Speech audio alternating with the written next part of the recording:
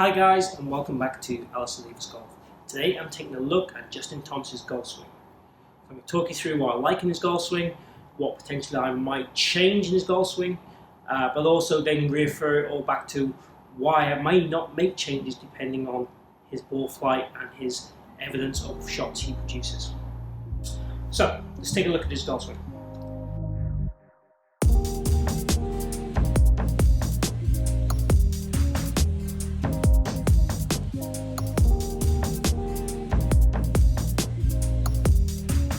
So, from a setup point of view, I like a lot of what he does. He gets into a very athletic setup from both angles, really. There's a couple of small things I might mention. I think, and again, this is all based on the videos I have here at this moment in time. He might well be swinging it slightly differently at different phases of the time, but based on the evidence I have here right now, his setup is a fractionally what I would class as top heavy. So his upper body is slightly more tilted over the golf ball than I would probably encourage from most golfers. His right arm is a little bit too straight and not kind of rotate inward enough for me, which would help how his right arm would fold in the backswing. That links into nicely in how he does move his right arm in the backswing, because he has quite an upright backswing, quite an unusual backswing from that point of view from a lot of the standard tour players. Obviously his golf game is fantastic and he's a fantastic player, so we'll come back to that in a second. So from a setup point of view, those are the main two things I would look to change. Potentially, again, I need to see the rear view ideally, but I might also look at his hip levels as well. His belt line, really on the video here particularly, looks very parallel, very horizontal if you like. I'd like to see a slight tilt in the pelvis, left hip higher than the right, to allow the body to function correctly, allow it to rotate correctly to the backswing. One last thing to set up is I sit a little bit to the right, so his eye line is I tilt slightly to the right, which also encourages the plane to be a little bit more on what I call the inward side or flat side generally. Not in his case, but generally that would encourage that with a lot of golfers. So, as he starts to move the club backwards, he moves the club for me in the takeaway pretty orthodox. The club goes fractionally inside for the first few inches or feet of the golf swing. Then it gets very much in what I call an orthodox position. Then as he continues to the top of the swing, the club goes upright very much with his arms, and his right arm is quite separate from his body. It's not what I'd call the orthodox kind of connected look we'll see with a lot of players. If we look at it from a face-on point of view as he's doing this, what we tend to see is his spine tends to side bend and extend a little bit into the top of the backswing, and his arm swing gets a fraction what I'd call narrow in relation to his head. So his head being here, his hands being out there would be what I call a wide arm swing, and his hands are very much almost level with his right ear at the top of the backswing. So in an ideal world, my model would be a wider arm swing and a slightly flatter arm swing. But we'll come to the big but in a minute of why we wouldn't necessarily change this. So as he starts down from there, one more thing at the top of the backswing really, the club face might look visually open to a lot of golfers. It's actually very well matched with his arm and hand position, and he's got a very flat left wrist at the top, which I love. So the fact it looks open, it isn't actually open. It just looks that way because the swing's more upright. As the swing gets more upright, the club face looks more open. As the swing goes more flat, the club face looks more closed.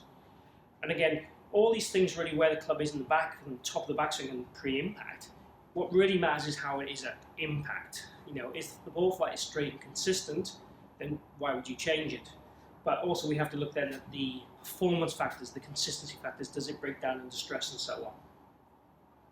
So as he starts down from that upright backswing, he shallows his club beautifully, and he also gets his left or lead wrist slightly into that flexion state that we would talk about with Dustin Johnson and John Rahm and these kind of guys.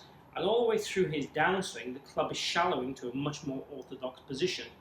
And as we get just into the pre-impact position, if you like, his club head and shaft position and wrist positions are absolutely ideal, which is part of the reason why I probably wouldn't change his backswing.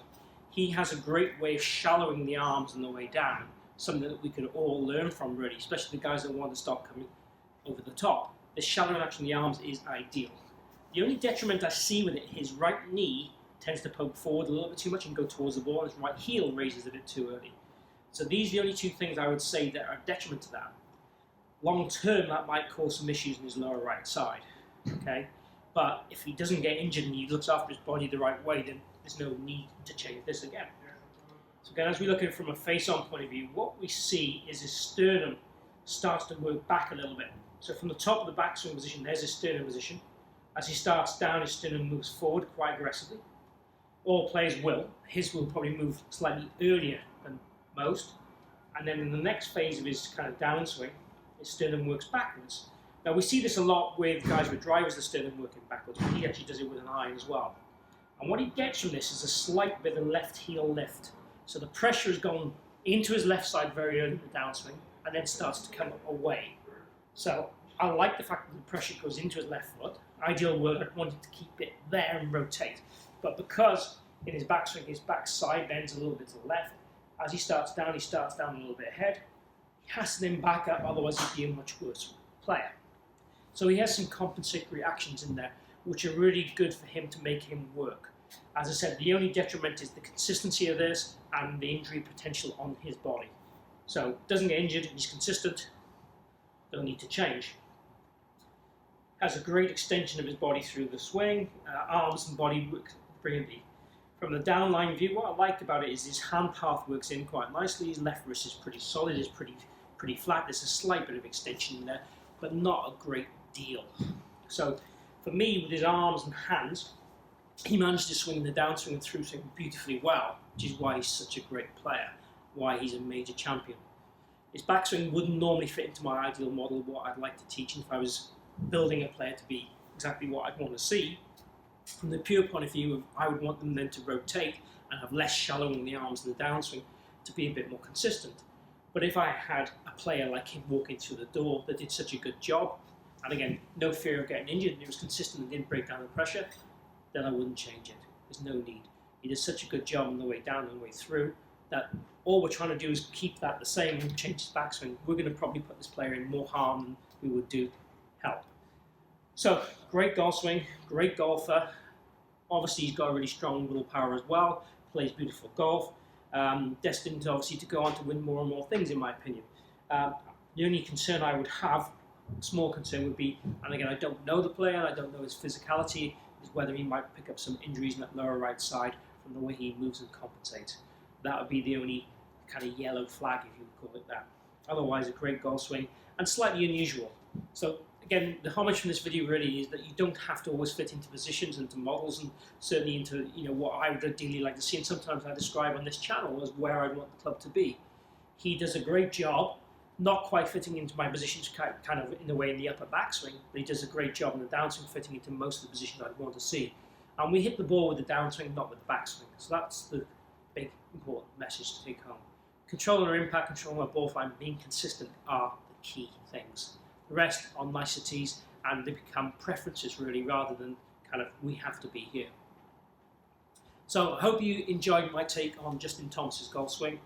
Hope you like this video, a different video for me from my studio, just showing you someone's golf swing. I'm going to try and do a few of these going forward. Let me know if you've enjoyed it. Please click like down below if you have. If you haven't subscribed already, please do so. I've got regular content coming every week on a variety of subjects, swing reviews, concepts, drills, and so on. And also, as I said, chat down below. Tell me what videos you want to see from me going forward. I'll try and make sure I deliver the videos that you most want to see. Thanks for watching. Catch you again here soon.